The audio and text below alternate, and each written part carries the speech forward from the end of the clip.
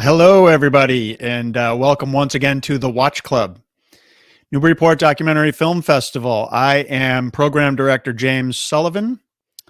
Thanks for being here. Spread the word. Let your friends and family know about what we're doing here.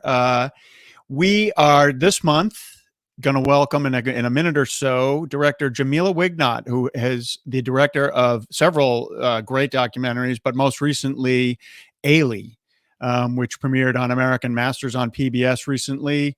Was actually, I forget what the details of Sundance were. I'll ask her in a minute, but she premiered at Sundance last year, and I forget if she was recognized for anything there. But so the film is an excellent film about the legendary choreographer Alvin Ailey. And so for those of you who have not, hopefully some of you have had a chance to watch it on our recommendation, or otherwise maybe you already saw it on American Masters. But if you have not yet had a chance to watch it, please do so. And in the meantime, right now, we'll just show you the trailer so you can get a taste for it. And then we will come back in a minute with Jamila. Do you feel as though you had to sacrifice anything to stay in dance? Everything. The Alvin Ailey American Dance Theater is one of the most important contemporary dance companies in the world. People were just, oh my God, they'd never seen anything like it.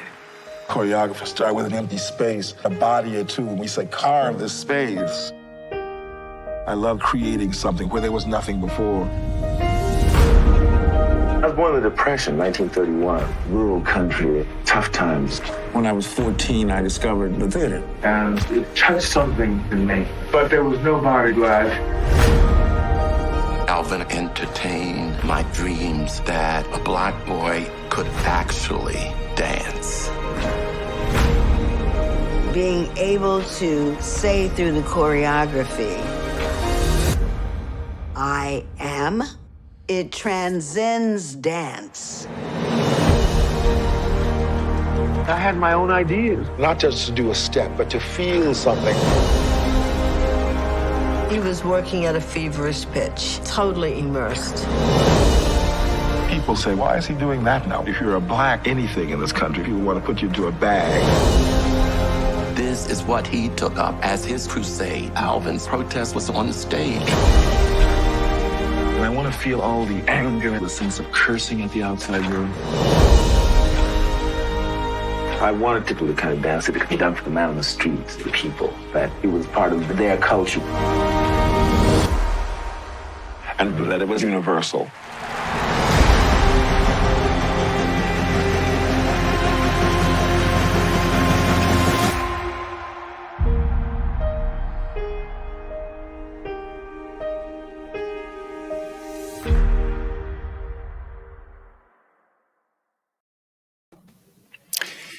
Jamila Wignot, welcome to the Watch Club.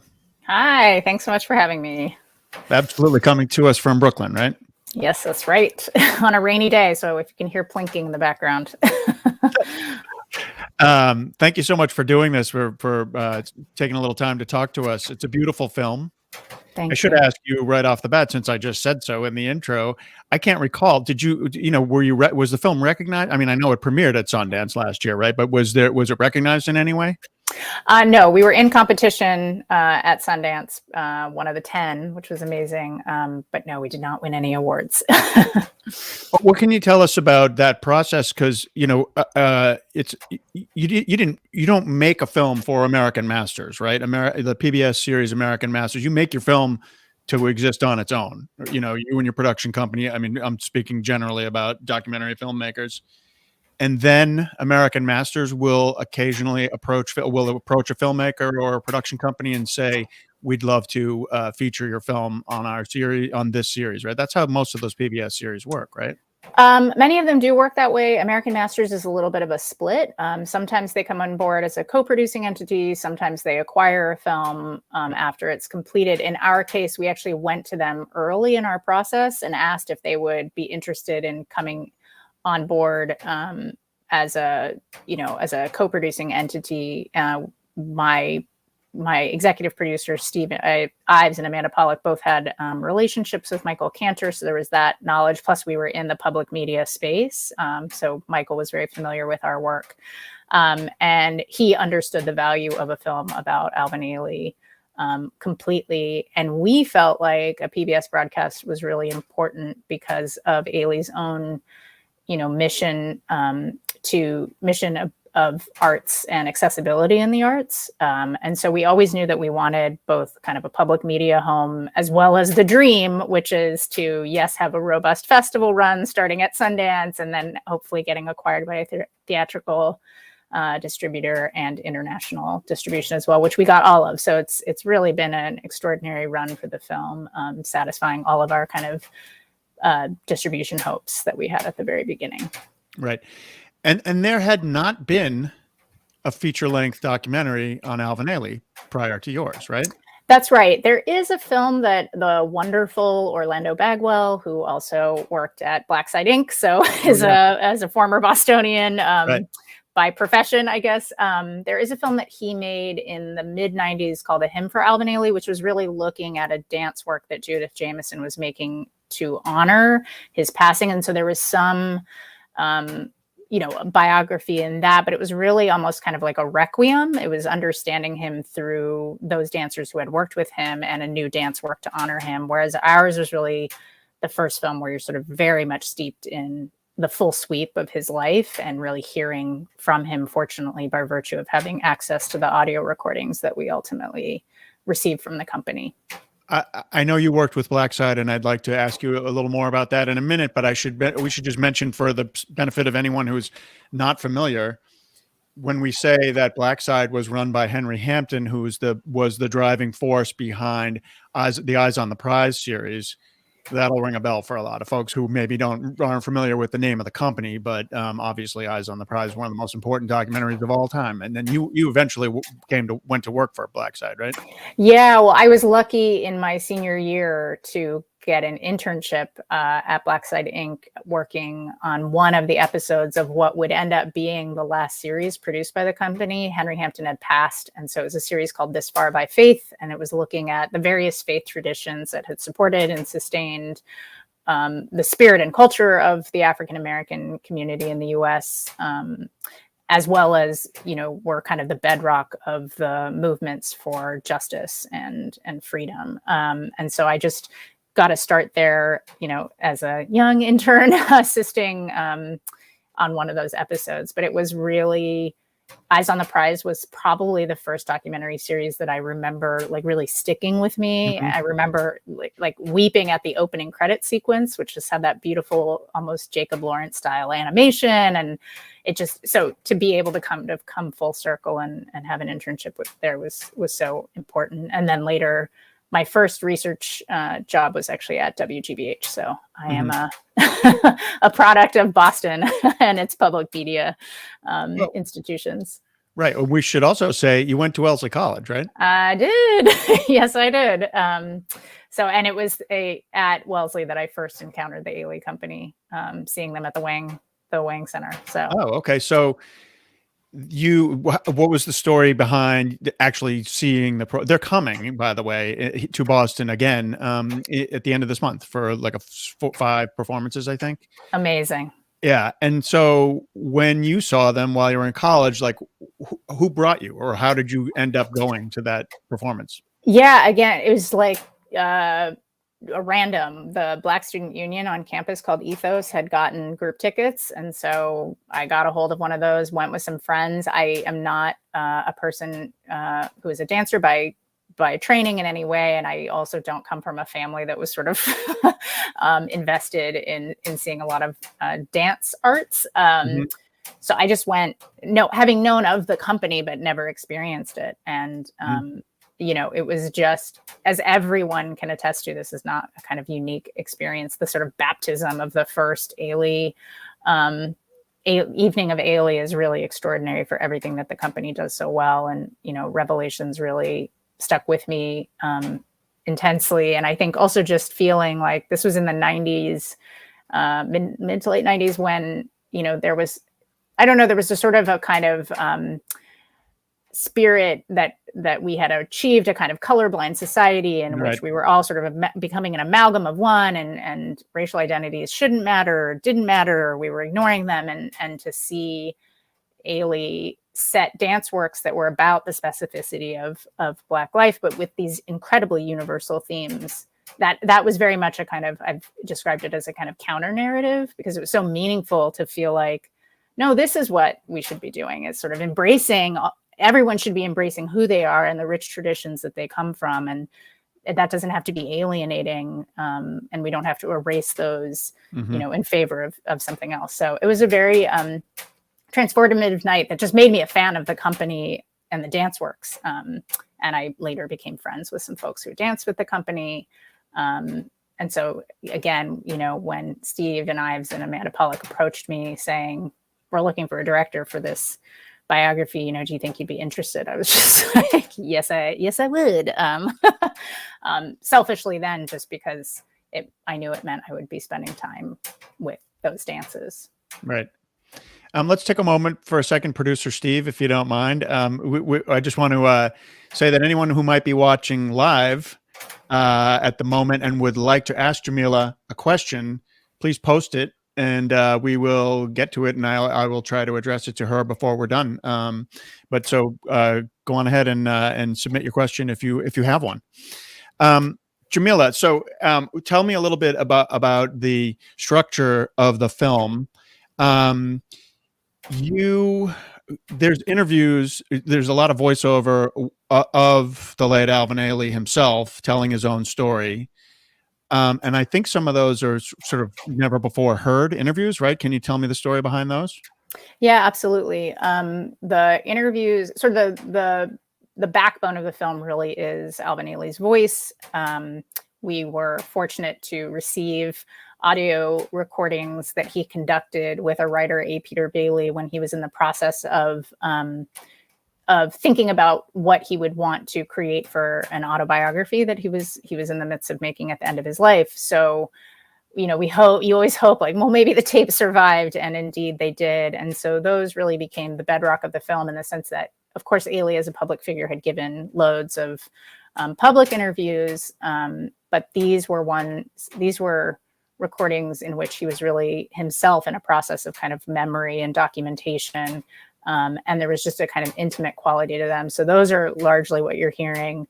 At the top of the trailer, that question, do you feel like you had to sacrifice something? And he says, everything. He's really engaging himself and his legacy, I think, in that moment, because it is in the last year of his life when he knew that he was certainly sick from HIV-related causes and very sick. And then the rest of the film, we'd made the choice to include commentary from those dancers who had actually worked with him directly. That they weren't the only people that we interviewed, but as we worked through the editorial process, there was just some way in which it seemed most valuable to have the kind of witness-driven stories and accounts from people who knew him personally. And then lastly, we interwove the rehearsal process of a new dance work that was being created for the 2019 season, a dance work called Lazarus, which was commissioned by the company to create an hour-long piece about Ailey's life and times. And that was something that from the very beginning, I hoped to do with the film, only because Alvin Ailey's legacy lives on so powerfully today. He is not somebody, it didn't feel true to a portrait of him and to everything he was aiming for and he represented, to sort of do a birth to death. As Judith Jamison says, we carry on, we are his breath out. Right. And that felt very true. And so all of those pieces are what we kind of interwove to create the film. Yeah. Obviously the rehearsals that Rennie Harris is conducting are, sort of absolutely bringing the story of Alvin into the present day. Like, obviously his legacy still lives on, and that's pretty clear from those rehearsals, right? That's clearly what you were trying to do. Yeah, and I just also want to do a plug that the company is coming, and I know they are touring with Lazarus. And if you love Revelations, you will love Lazarus. It's an extraordinary, shattering, contemporary. I mean, it's just amazing dance work to see. So I highly recommend that. So Revelations, for anyone who hasn't watched the film yet, is sort of the classic Ailey piece, right? Is it 1960 when he created it? That is right. Yeah. And it's mostly set to gospel music, right? There's Correct. definitely a spiritual theme to it. And the another piece that I really love, in part because of the music, is Phases, which is 20 years later, which is like very like, kind of out there free jazz set to that's a musical accompaniment, right? And I love Yeah. that stuff, and it's really totally different, I mean, in terms of, um movement to the music, that is the backdrop.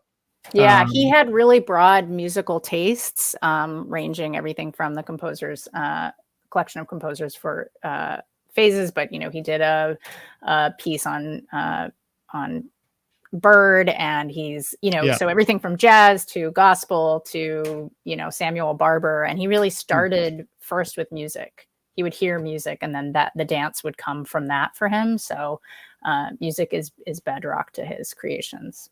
Right. We have a question from Jess Sullivan. No relation to me. It's not a plant. She is not a plant. The State Department prompted the Alvin Ailey Dance Company to perform in Asia as in a cultural ambassador program, right? That's right. Whose administration? I don't remember either, so you can tell us. It was 1960, so I think it's the Kennedy administration. Oh, yeah.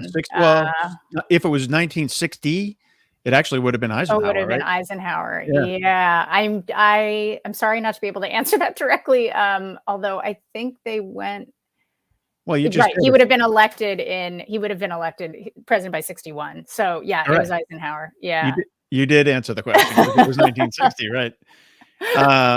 But can you tell us anything else about that and that episode? Like, I don't recall if you addressed this in the film. What was Ailey's response to being asked to do? I mean, was he honored to be asked to do something like that?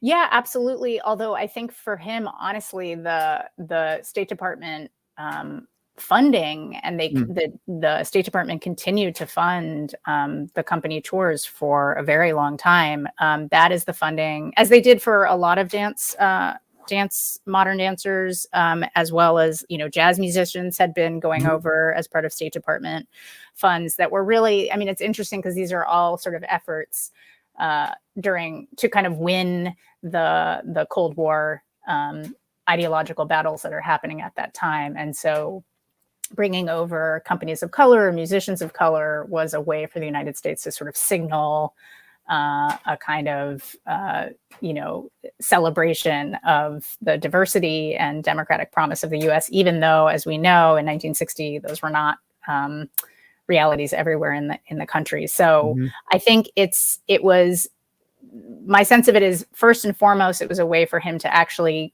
keep his troupe of dancers together for 13 weeks was that first tour. So it was the first time he was able to continue to work on his pieces and work with this set group of people that he had gathered together. And I think also secondarily for him, it is a way to showcase the beauty of his culture. And what's interesting is even in that tour, they were not only dancing works by Alvin Ailey as the choreographer, they were also doing dance works by other choreographers, which was always something that he sort of championed a kind of repertory approach to modern dance, which was distinct, whereas other choreographers would only stage their own works. From the very beginning, Ailey's dance company included having his dancers dance other people's works as an education for those dancers, but also I think as an education for the audience to see a kind of multiplicity of styles.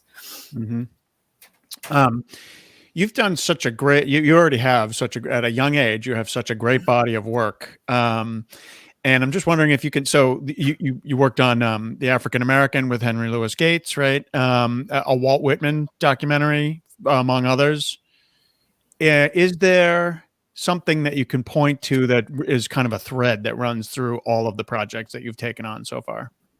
Yeah, I mean, there isn't a thread insofar as subject matter, which is something that really I feel proud of in looking at my work, that I don't want to be pigeonholed by any kind of particular subject matter. But I think there is a thread in terms of my approach, which I think interestingly, like Whitman was the film where I got to explore that as a co-director and producer of that film, which is that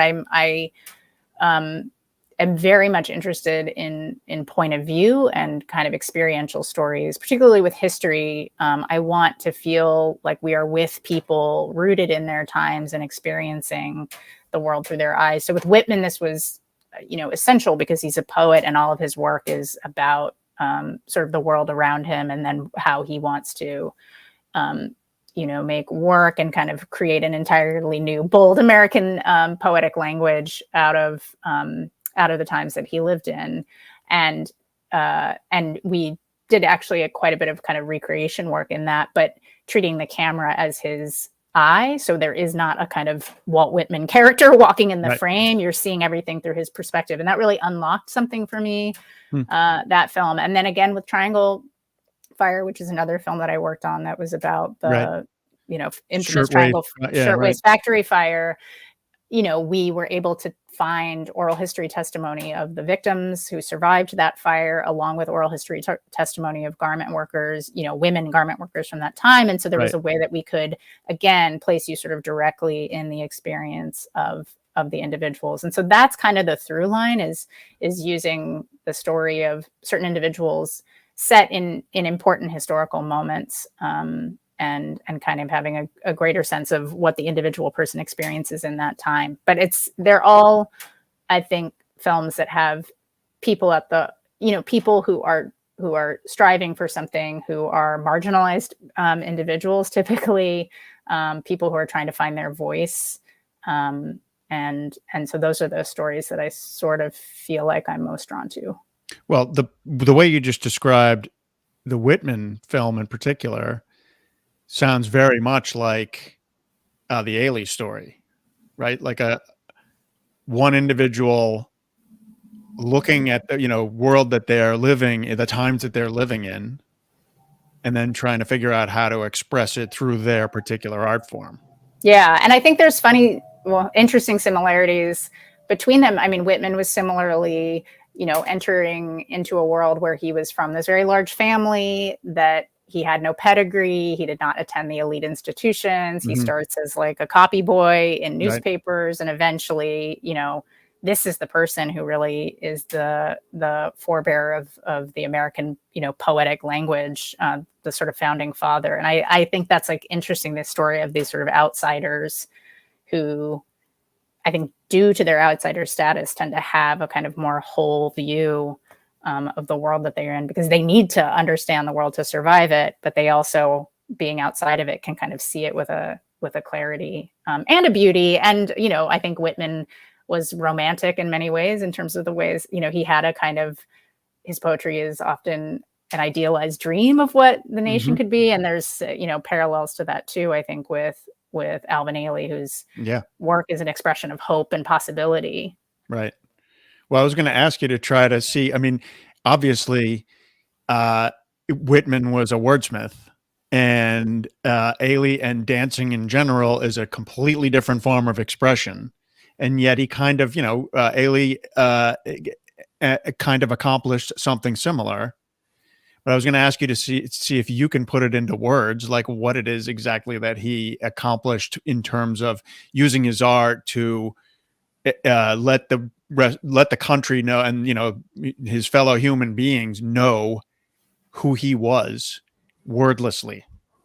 Yeah, I know. It's tough. I mean, it's tough to put in words because it is dance, but I think the beauty of his work is that he is not a kind of postmodern dancer. He's part of he's sort of the tail end of the sort of classic period of modern dance. And what that means is that his work is narrative in some sense. So there is a journey that you embark upon, whether it's a solo like Cry or an epic like Revelations. You are typically watching a story of a person you sort of meet them, and then you see what their obstacles are, and you see them grappling with that. I mean, in a dance language form. And then typically at the end there is, although Masekela is the one dance that defies this, but most of his dances sort of have a kind of resolution of, I think it's too easy to say that they're sort of transcendent. I think people can look at them and take a lot of hope, but as I said, I think they're an expression of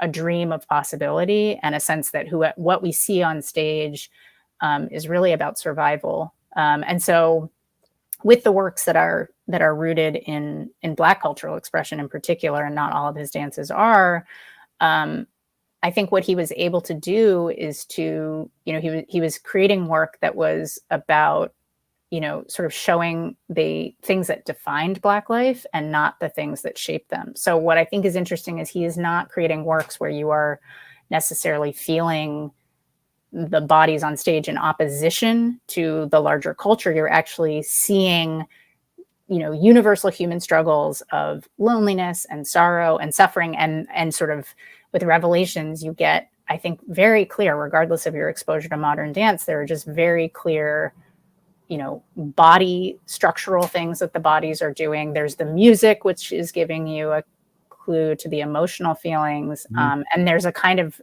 when I saw the dance again this last year when they staged it, I just couldn't believe the kind of incredible efficiency of movement language. Like there is not a pose that's wasted, and it's very structural, that dance, and architectural. And I think he just creates work that just, regardless of your exposure, again, as I said, you really understand what's happening on stage. So it is both hyper specific, but relatable, universal. And I think that's what, his contribution was to the world of modern dance. Right. Well, you just did a fantastic job of describing, giving an answer to that question. Thank you. with words. Thank you. So I want to ask you about, so you have the Wellesley College connection, obviously, right? I believe your father is from Massachusetts, right? Did you grow up there at all, or not? I did not. My dad is from Walpole, the great Walpole, Mass. Yeah. Most of his family stayed in that area, so I did not grow up there, but we would come to visit my grandparents on the Cape every summer or so. Oh, nice. Okay. So I'd had lots of trips, a handful of trips out to Massachusetts, and then did Wellesley. Right, because I needed to get 3,000 miles away from my parents who are in California, as some of us do. Like, let's put a nice bit of distance between us. And so there was, we'll go all the way to the east. My father thinks I'm nuts for being on the East Coast. He is a Californian now through and through. But northern or southern? South. We're from a town near Santa Barbara. Oh, so coastal. Right. Beautiful. Right. Yeah. Yeah. So you grew up there. So that's mostly where I grew up. My dad was also he did water resource development. So we actually lived overseas in Saudi Arabia for a couple of years, and he'd had stints of work in the Peace Corps and things like that. So mostly in California with a few overseas. Well, if he was in water management, of course, Southern California is where he would end up, right? Exactly. But that's just because he hates the snow. That's what he was.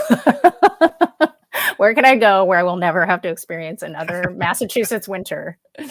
Yeah, that's great. How was your Wellesley experience? Did you enjoy it? I did. It's funny. I'm acclimated now. There was an adjustment coming to the East Coast, I think, and I don't even know what that was. It just kind of a certain kind of coldness, people emotionally as well as weather-wise. Yes, exactly. Emotionally as well as weather-wise, that I now realize is really about, when people get to know each other on the East Coast, I think they really get to know each other. And in California, there's like a lot of charm and a lot of surface. Exactly. So yeah. And, it's an all women's college, and it is, a bit cloistered. And I, being a Californian, when they advertised that it was just 12 miles outside of Boston, to my, freeway driving mind, I was like, oh my gosh, I'm just 12 minutes from Boston. That's great. And then it is not as the crow flies, Wellesley. You are duping those of us who are interested in the city life. But yeah, it was really phenomenal. And some of the best relationships that I've made. And now I go back and I feel like, oh God, I totally took it for granted, because it's gorgeous. And, every time I take people there, they're like, this was where you went to college? This is beautiful. And I'm like, I know. And somehow, I don't know, I didn't appreciate it enough at the time. very few of us do appreciate what we have when I we're know. 19 or whatever, right? Exactly. Well, you just kind of gave me. I'm not going to spill the beans, but you told me a little bit about what you're working on next, and I'll just say that we're all very excited to. I'm sure that the folks watching are going to be excited, as excited as I am to see that come to fruition. But best of luck on that. Thank you so much for speaking with us. This has been really fun, and I just implore anybody who's watching this interview, if you haven't actually already seen Ailey, it's now available to stream on Hulu, or you can. I think PBS has like sort of a sign up program, right, for premium content, right? So including some past American Masters shows. So I think it's a simple process to sign up for that and get access to those things, of which Ailey is one, right? Yes, that's correct. And I'm pretty sure somebody told me they had just recently seen it on PBS. So I think there is a way to access it there. And obviously the film is a love letter to Alvin and to the company, but I really I'm not paid by the Ailey company to promote them. I just do feel like seeing them this season was really extraordinary. They're of course coming back to live performance after, 2 years of being stopped down. And so there is just an energy that they have now and a really like a joy to be expressing themselves again through the body that I can't recommend enough going to see them this season. Yeah, well, I'm going to get there. It's in a couple weeks, I believe. Yeah. So thanks again for speaking with us. Thanks for making this film. Thank you. We look forward to maybe speaking with you again in a year and a half or two when you're done with the next project. Yes. Here's hoping. Producer Steve, let's just show ourselves out by thanking our sponsors as always. We'll see you next month in the Watch Club, and Jamila will hopefully see you down the road.